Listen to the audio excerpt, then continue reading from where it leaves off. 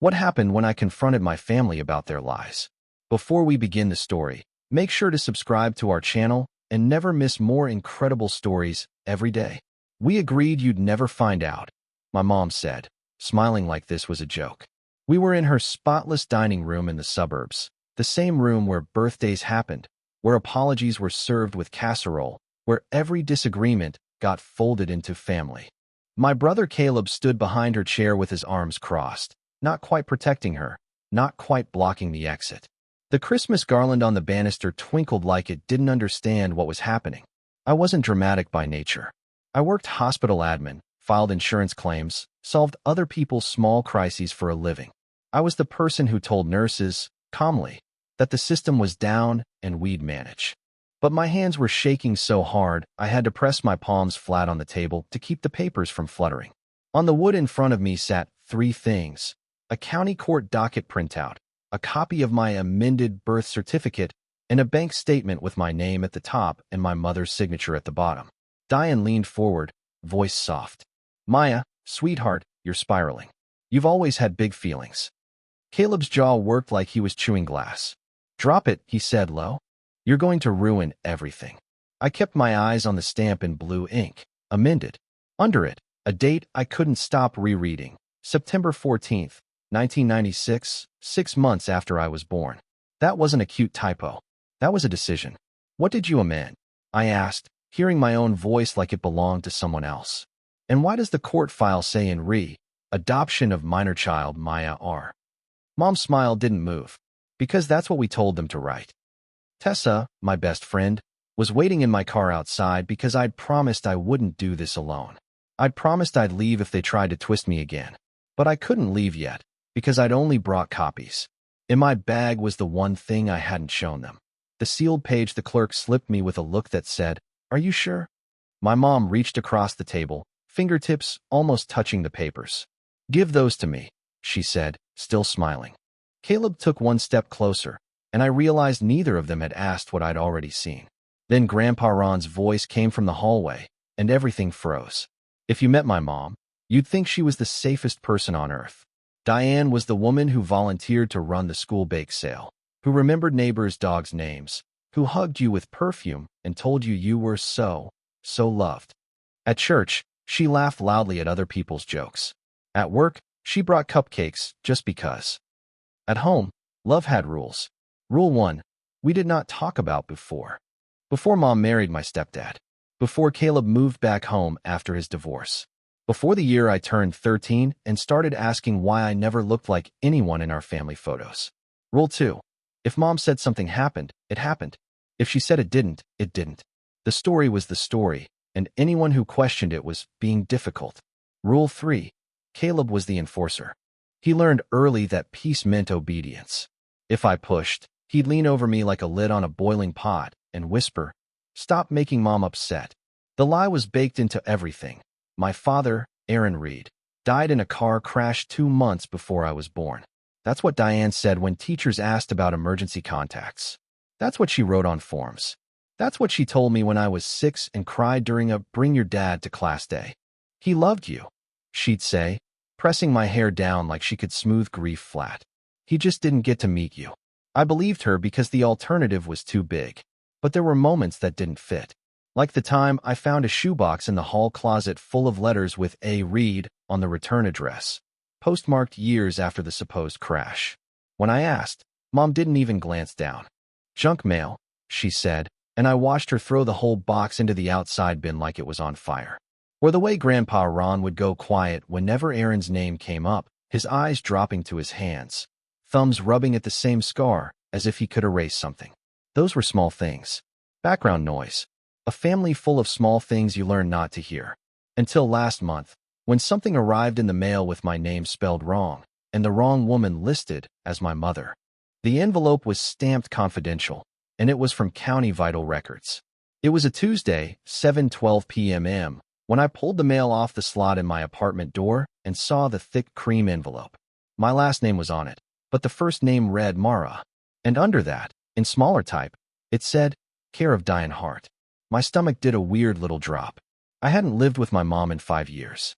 I paid my own rent, my own car insurance, my own everything. No one should have been mailing anything important to her address care of me. Inside was a single page on county letterhead, notice of record change confirmation. It referenced amended certificate and a case number, and then, like a punchline, it listed my parent information. Mother, Lena Reed. I stared at that line until my eyes watered. Lena Reed wasn't my mother. My mother was Diane Hart. Diane who had birthed me, according to every story, every photo album, every dramatic retelling of her labor like it was a war she'd survived. I called her right away because I am, apparently, still the kind of person who assumes misunderstandings exist. She answered on the third ring, cheerful. Hi, honey. Everything okay? Did you get something from the county? About me? I asked, trying to keep my voice neutral. A pause. Not long, but specific. Like she was choosing a shelf to put my question on. Oh, she said. That. It's nothing. Some clerical nonsense from when your dad died. They mess up names sometimes. They have a case number, I said. And it says amended certificate. And it lists. Maya. She cut in, suddenly firm. Don't start. Not over paperwork. Caleb texted me at 7:19 p.m. like he'd been waiting with his finger hovering over send. Caleb, Mom said you're upset. Can you not do this tonight? My pulse spiked. I hadn't told him. She had. That fast. I tried one more time. Who is Lena Reed? Diane laughed softly, the way she did when nurses complained about short staffing. You've been watching too much true crime. I hung up, my hand numb around my phone, and told myself it was a typo. A glitch. The county had mixed me up with someone else. Then I looked again at the case number. The last 2 digits matched my birth year. When I typed the number into the court website, a real case popped up. The court website was the blandest thing on earth. Gray boxes, drop-down menus, a warning about public records. I typed the case number, hit search, and expected an error. Instead, I got a line of text. In adoption of minor child. Reed, Maya R. Filed September 14, 1996. Closed December 2, 1996. Adoption. The next morning, I drove to my mom's house before work. Diane opened the door with coffee in hand, hair perfect like she'd been expecting company. What's this? I held up my phone with the case search page. She barely glanced. What's what? The adoption case, I said. Why is my name on an adoption case? Diane sighed. Maya, there was no adoption.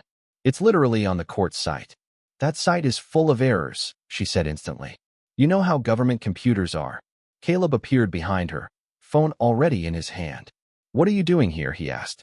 I repeated it. Why is my name on an adoption case? They exchanged the tiniest glance.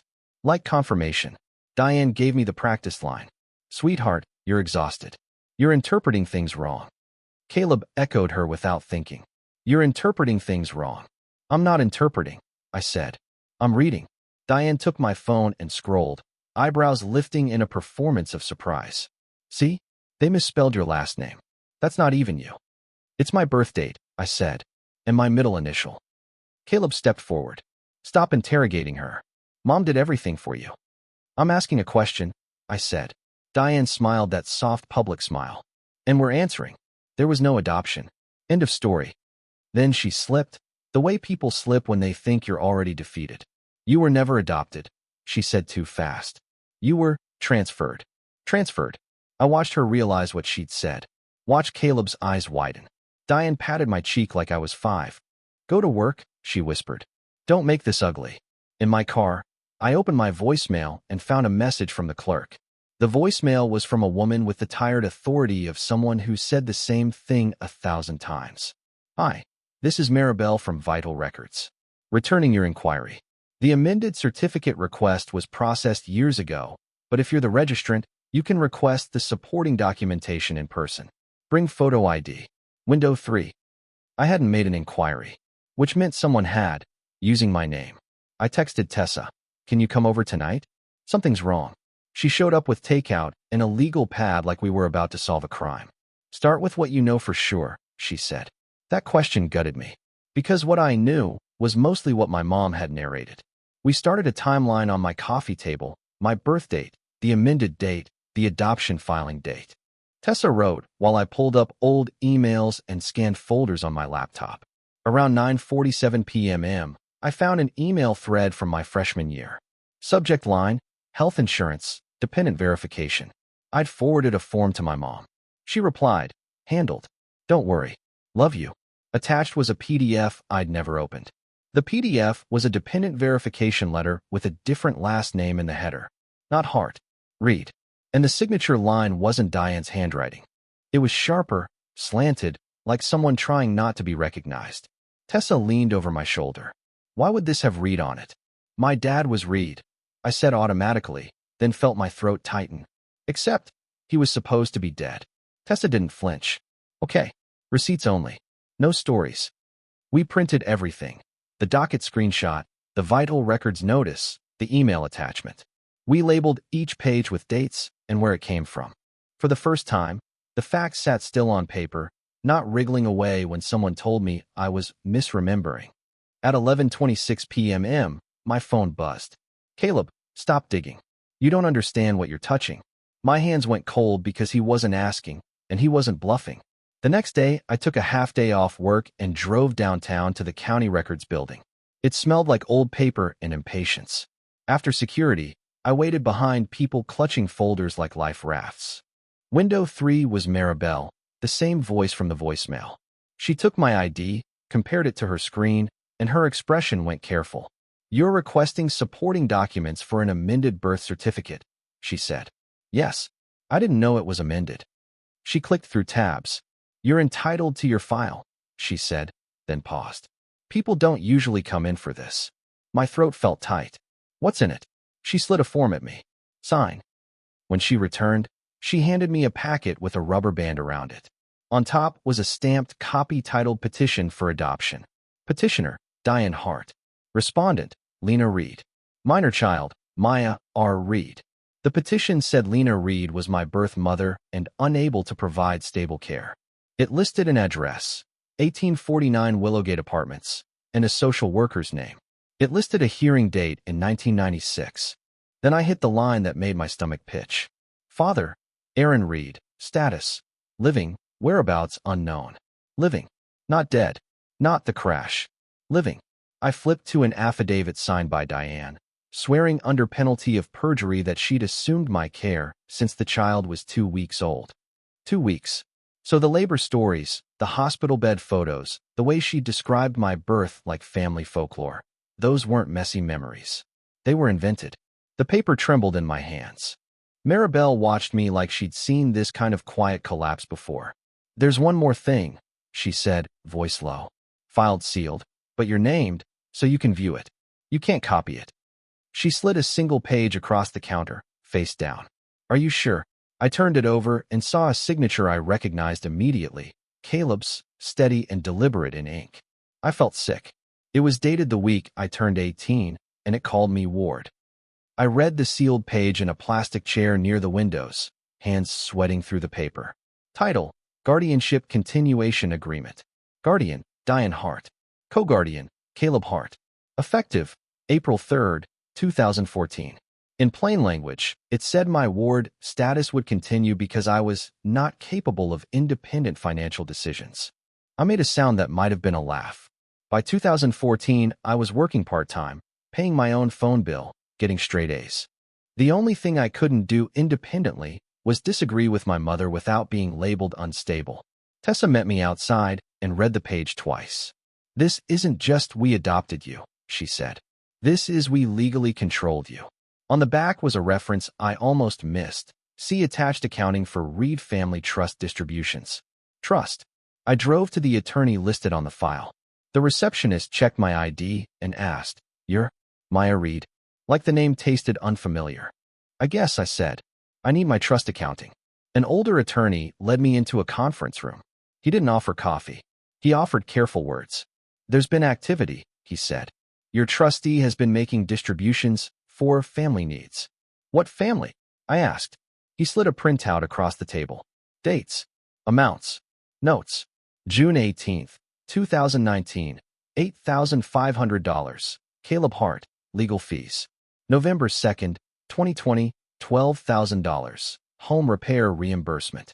March 15th, 2023. $4,200. Medical reimbursement. D. Hart. At the bottom was a total, $67,940 in 5 years. My mouth went dry. I didn't authorize any of this. The attorney folded his hands.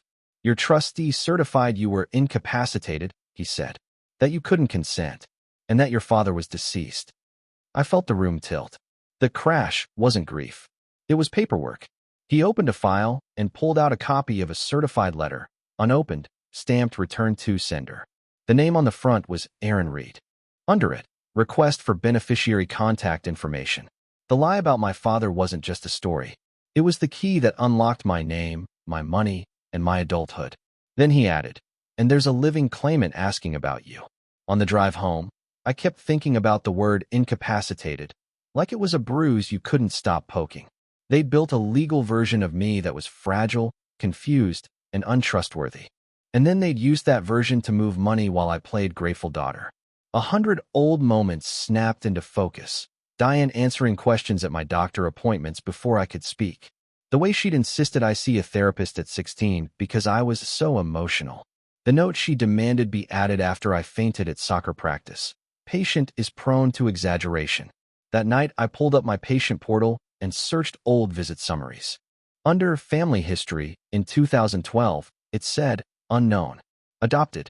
I stared at the screen until it blurred. They'd told my doctors I was adopted. They'd never told me. In the court packet, behind the forms, was a medical release from Lena Reed. One line stood out. Father has hypertrophic cardiomyopathy. Recommend screening in child. HCM. A thickened heart condition that can cause fainting, arrhythmias, sudden death. I knew the term because I processed cardiology claims at work. I'd also fainted 3 times in high school. When I asked Diane for a cardiology referral, she'd laughed. You're dramatic. Eat more protein. When I pushed, she'd snapped. Stop trying to collect diagnoses. I sat on my couch with that paper trembling in my hand and understood the real cost. The lie wasn't just about money or pride. It had controlled what my body was allowed to know. Tessa came over, read the line, and her face went flat in that dangerous calm way. Okay, she said. We do this right. My phone buzzed like it wanted to interrupt the grief with logistics. Diane, family dinner Sunday. We need to clear the air. Clear the air. Like the air was the problem. I didn't reply. I just kept staring at the medical note, thinking about how easily I could have believed my own heart was anxiety forever. Then another notification popped up, voicemail from an unknown number. The message began, Hi, Maya. This is Aaron Reed. I listened to the voicemail twice. Aaron's voice was rough, older than I expected. I've been trying to reach you for years, he said. My letters were returned. If this is really you, call me back. Please. I didn't call back yet. Once I spoke to him, there was no going back to clerical errors. By morning, my family had already moved. Caleb was outside my building at 6:58 a.m., leaning on his truck like he'd been waiting all night. He didn't say hello. You went downtown, he said. I went to Vital Records, I corrected. His nostrils flared. You had no right. I'm the file, I said. I'm the person. Mom's been crying, he shot back. Do you feel good about that? The old guilt hook tugged, then I yanked it out. I feel sick, I said. Because you signed guardianship papers calling me a ward. His face tightened. You don't understand. That was protection. From what? I asked. From me. He stepped closer, voice low. From him. Aaron, I said, and watched his eyes flicker. Caleb's jaw worked. Mom did what she had to do, he said. You were a baby. She kept you safe.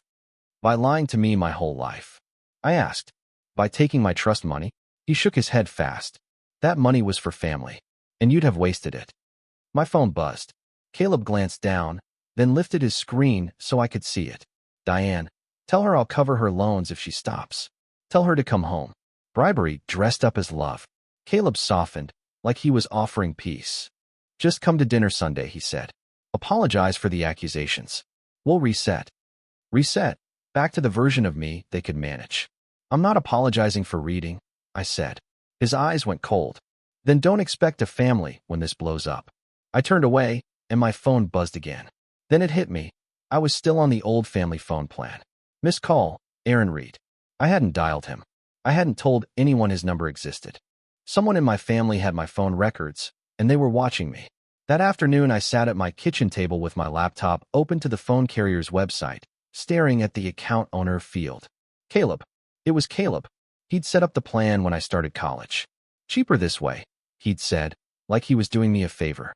I'd kept it because adulthood is expensive and because part of me still wanted the illusion of being included.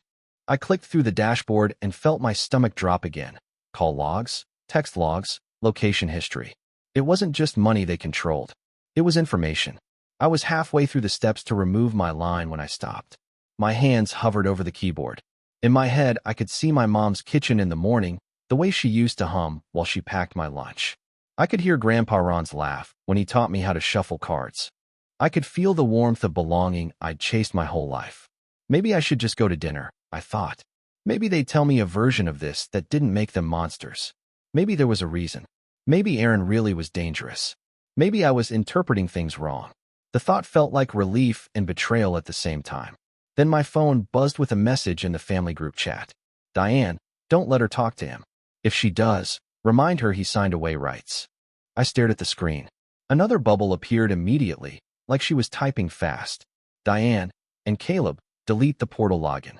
She might try to check records. The message was followed by 3 dots, then silence. A second later, Diane sent, oops, wrong thread, wrong thread. I felt something inside me go cold. This wasn't panic. This wasn't confusion. This was strategy. They weren't reacting to my feelings. They were managing risk. Tessa called, and I answered on the first ring. They're monitoring my phone plan, I said. And my mom just told on herself. Tessa didn't ask me to calm down. She said, screenshot everything. Then we pick where you confront them. I opened the group chat again to screenshot, and as I did, a new message popped up, this time not from my mom. It was from Grandpa Ron, and it was only 4 words. I can't do this. Before I could reply, Caleb removed Grandpa Ron from the group chat. Saturday was logistics wrapped around grief. Tessa and I turned my living room into a war room and made 2 binders. One for me, one for my attorney consult. Each page went into a sleeve with a sticky note. Amended birth certificate, adoption petition, guardianship continuation, trust distributions, group chat screenshots. Then we wrote boundaries because I kept slipping into old habits, explaining, apologizing, asking permission to be angry. We decided the confrontation wouldn't be in my apartment, where they could claim I was unstable, and it wouldn't be on the phone, where they could hang up. It would be in their dining room, under their bright lights, with my proof on their table. At 3:04 p.m., I texted Caleb because he was the gatekeeper. Me. I'm removing myself from the family plan today. Any access to my accounts after this is unauthorized. If you contact my employer, I will file a report. He didn't reply. He just liked the message like it was a meme. Then I called the number Aaron left.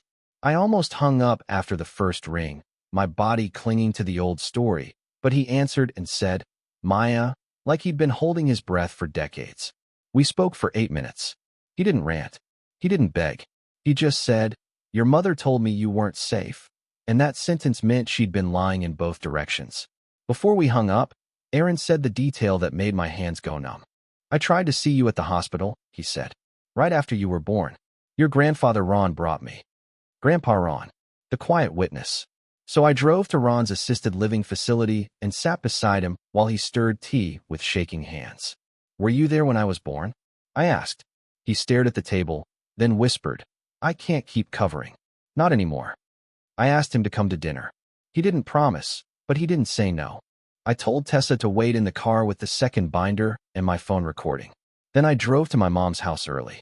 Through the front window, I saw Caleb feeding papers into a shredder. When I rang the bell, my mom opened the door with practiced warmth. Maya, Diane said, too bright. Come in. Let's be civil. At the dining table, I set my binder down. This is the part where you stop narrating, I said, and start answering. Caleb scoffed. You're really doing this? Yes. I slid the first page over. My amended birth certificate. Why is it amended? Diane didn't look. County error. I slid the next page. Adoption petition. Filed September 14th, 1996. Signed by you. Her eyes landed on her own signature and stayed there half a second too long. Paperwork, she said. We were protecting you. From what? I asked. Caleb jumped in fast. From your birth mom. She wasn't safe. I have her name, I said. Lena Reed. Diane's voice sharpened. Don't say that name in my house. So it's true, I said. You adopted me. Diane softened her tone. We raised you. We loved you. Isn't that what matters? I slid the guardianship continuation agreement. Then why did you extend guardianship when I turned 18? Why am I a ward? Caleb's ears went red. You were struggling. Fainting. Anxiety. I slid the medical release. It said I needed a cardiology screening. You told me I was dramatic. Diane's eyes flashed. Don't you dare blame me for your issues. I slid the trust accounting. And you drained my trust. That was for the family, Caleb snapped. For your legal fees? I tapped the $8,500 line. Diane pushed her chair back an inch. You're twisting everything, she said. You always do. You take a crumb and build a conspiracy. There it was again, the story that I was unstable. So I played Aaron's voicemail. His voice filled the room. Calm, pleading, real. Diane's mouth went flat. Caleb went still. Why did you tell me he died? I asked. Why return his letters? Diane's smile snapped clean off. Because if you met him, she said, voice hard, you'd start asking questions we couldn't afford. Caleb whipped his head toward her. Mom. Diane stared straight at me. You think this is about feelings? She said. It's about consequences. A chair creaked behind me. That's enough, Grandpa Ron said from the doorway. He stepped into the light holding a fourth file I'd never seen before. Grandpa Ron didn't move like a dramatic man. He moved like someone who decided to stop carrying it alone. He walked to the table and set his file down. Diane stared at it like it was a weapon. Ron, she warned. He opened it anyway and pulled out a Social Security notice from 2001, addressed to Diane, survivor benefits. My name listed as the beneficiary. My father marked deceased. My stomach rolled. You told the government Aaron died, Ron said. You told the trust Aaron died. Because if he was alive, he could contest the adoption. Caleb's face went gray. Grandpa, stop, he said, but it sounded like begging. Ron slid another paper toward me. A copy of a certified letter, returned to sender, with Aaron Reed on the front. He kept writing, Ron said. You kept sending them back. And you? I asked him, voice thin. You let it happen? Ron's eyes filled. I thought you were better off believing the story, he whispered. I was wrong. Diane's voice snapped. He was dangerous. Ron looked up, eyes sharp. You called him dangerous because you needed a villain. Caleb slammed his palm on the table. Don't put this on me. You signed guardianship, I said. You used my name. Caleb's chair screeched back. I was trying to keep this family together, he yelled, voice cracking. You don't get to blow up our lives and call it truth. He stormed down the hall. The front door slammed hard enough to rattle the garland. Diane turned to me, and for the first time her voice shook. Maya, honey, please, she said. We can fix this. We can move money back. We can. You can't fix my childhood, I said. Tessa knocked once outside, then stepped in without waiting. My phone buzzed on the table, vibrating against the trust accounting sheet. A new email notification flashed. Subject, Notice of Investigation, Reed Family Trust. Diane stared at the screen, then at me, and I watched calculation replace fear. She whispered, if they audit us, Caleb goes to prison. Monday morning I sat in a small law office lobby clutching my binder like it was a life jacket. The attorney, Ms. Patel, didn't gasp when she read the guardianship continuation agreement. She didn't gasp at the trust distributions either. She just underlined things and said, this is fraud, the way my job says. This claim was denied. She helped me file requests to remove Diane as trustee, lock down my accounts, and pull every court filing tied to my name. I also went to cardiology. Sitting in the waiting room, I kept thinking about all the times my mom told me I was overreacting. The tech attached leads to my chest, and nobody told me to calm down. They told me to breathe. They listened. When the cardiologist said, given your family history, I'm glad you came in, I felt something loosen in my ribs. Family history. My history. Mine. Diane left voicemails that swung from tears to threats to negotiation. We can repay it, she said. You can sign something. We can keep this private. Think about Caleb. Caleb texted once, at 2:13 a.m. Caleb, you're dead to me. It hurt more than I wanted it to, because part of me still wanted him to choose me over the story. Grandpa Ron called quietly and said, I'm sorry. So many times it started to sound like a prayer. I told him I needed space, but I wasn't erasing him. Not while he was the only one who'd walked into the light with me. I met Aaron in a diner parking lot, neutral ground. He looked like someone who'd practiced disappointment for years. He didn't ask for forgiveness. He said, "I should have fought harder." I went home and changed every password, froze my credit, and put my documents in a fireproof box. I told my supervisor that family drama might try to follow me to work, and if anyone called, to route it to HR. I booked a therapy session and a consult with a financial investigator. Boundaries weren't punishment. They were oxygen. That night, a process server knocked, and the papers were addressed to me. The papers the process server delivered were a petition to reopen trust administration and a notice that Diane had hired counsel. Nothing dramatic, just the slow, grinding sound of consequences starting to move. A month ago, I would have done anything to keep my family intact. I would have swallowed questions, swallowed anger, swallowed myself. I thought peace was the highest virtue. Now I know peace built on lies is just quiet control. The hardest part wasn't learning I'd been adopted. It was realizing how many people participated in keeping me small. My mom's soft voice that called me sweetheart, while she edited my reality, my brother's for your own good threats, my own reflex to doubt my memory before I doubted theirs. If your gut keeps whispering that something doesn't add up, here's what I learned the expensive way. Write things down while they're happening. Screenshot the texts. Save the voicemails. Patterns are harder to gaslight than feelings. Separate your access. Phones, banking, medical portals. Anything someone else can manage can also be used to monitor you. Get a neutral third party early. A friend, a therapist, an attorney consult. Someone who isn't invested in the family story. And don't let the first confrontation be improvisational. Pick the time. Pick the place. Bring proof. Bring support. Leave when the conversation turns into character assassination. I still miss my mom sometimes. The version of her who braided my hair, who clapped too loud at school plays. I can miss that and still refuse the woman who forged my adulthood. Grandpa Ron and I talk now, slowly. Aaron and I are learning each other in awkward, careful steps. Last week he mailed me a photo from the hospital, a wide shot, time-stamped, my tiny body in a bassinet, his hand resting on the edge like he was afraid to touch. For the first time, a piece of my life felt unedited. And if my family ever tells the story again, it won't be the only story anymore.